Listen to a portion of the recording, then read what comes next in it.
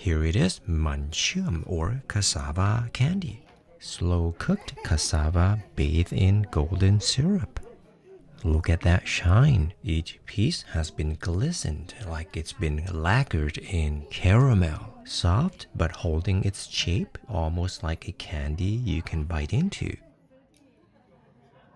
There's something hypnotic about the way the syrup clings to every curve. The toughness of the cassava slowly gives away the hours of simmering in this rich amber syrup. What was once firm and fibrous is now tender and glossy, absorbing all that sweetness until it practically melts between your fingers. Simple, humble, but hypnotic. In Thailand, Mun Cheuam wasn't born in a fancy kitchen. It came from the countryside where nothing goes to waste. Back then, people had cassava, sugar, and thyme. So they peeled, boiled, and slow simmered in syrup until it turned into this sweet golden treasure.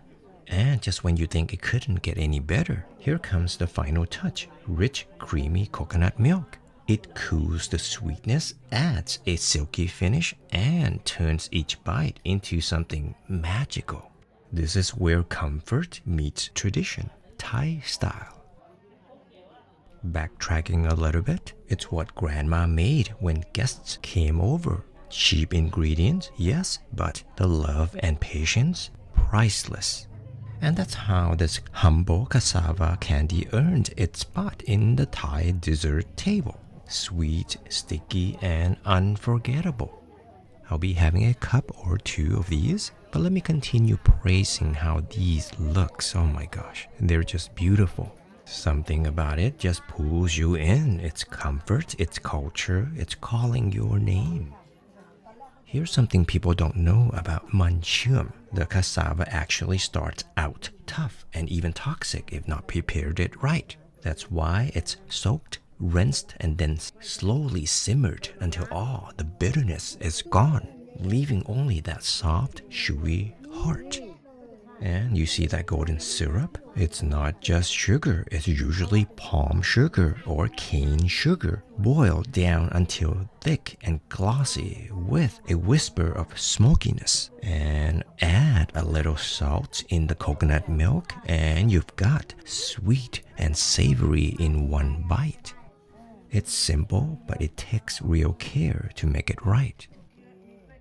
Alright, here we go. The moment the fork sinks in, you already know it's soft, sticky, and just a little bouncy. Look at that, just look how it jiggles. Sticky, shiny, and almost playful. The fork doesn't just cut through, it sinks in like it's giving the cassava a gentle hug.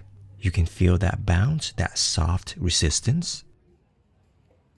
The cassava melts a little like caramelized mochi, and the texture like candied yam meets sticky rice, but lighter.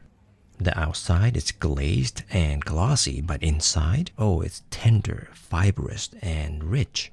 A little bit like nature's version of a sticky rice cake. Now soaked in coconut milk. Coconut is creamy, salty, silky smooth. It just balances everything, especially when you know it might be too sweet.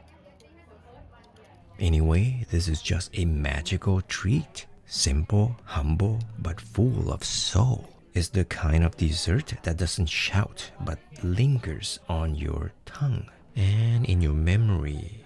One bite and boom, you're smiling and without knowing why. Sorry, it's in the script. Anyway, thank you for watching. That's all I've got. I know you enjoy watching this amazing looking treat. Do come back for the next one.